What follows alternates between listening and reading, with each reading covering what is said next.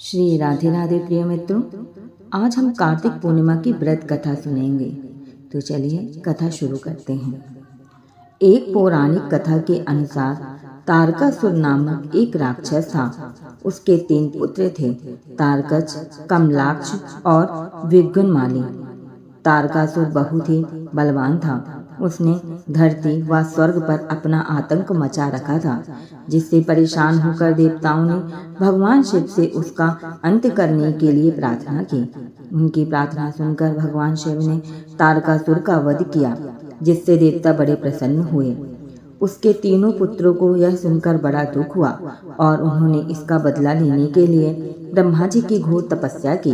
उनकी तपस्या से प्रसन्न होकर ब्रह्मा जी ने तीनों से वरदान मांगने को कहा।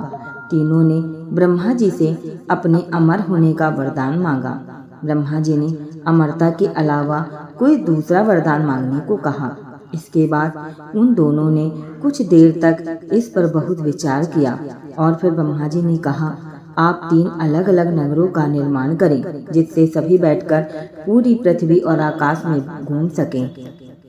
1000 साल बाद जब हम मिलें तो हम तीनों के नगर मिलकर एक हो जाएं। जो देवता तीनों नगरों को एक ही बाण से नष्ट करने की क्षमता रखता हो, वही हमारी मृत्यु का कारण बने। उन सबकी नज़र से में यह एक असंभव कार्य था। उन्होंने उन्हें वह वरदान ब्रह्मा जी के निर्देशानुसार मैदानों ने उनके लिए 3 नगरों की स्थापना की। तारकक्ष के लिए सोने का, कमला के लिए चांदी का और विद्युन्माली के लिए लोहे का नगर बनाया गया। तीनों ने मिलकर तीनों लोकों पर अपना अधिकार जमा लिया। इंद्र देवता इन तीनों राक्षसों से बहुत भयभीत हुए और भगवान शंकर की शरण में गए। इंद्र की बात सुनकर भगवान शिव ने इन दानवों का नाश करने के लिए एक दिव्य रथ का निर्माण किया। इस दिव्य रथ की हर एक चीज देवताओं से बनाई गई थी। चंद्रमा और सूर्य से पहिए बने।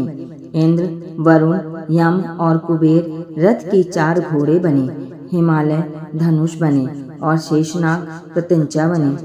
भगवान शिव स्वयं सवार हुए। देवताओं से बने इस रथ और तीनों भाइयों के बीच भयंकर युद्ध हुआ।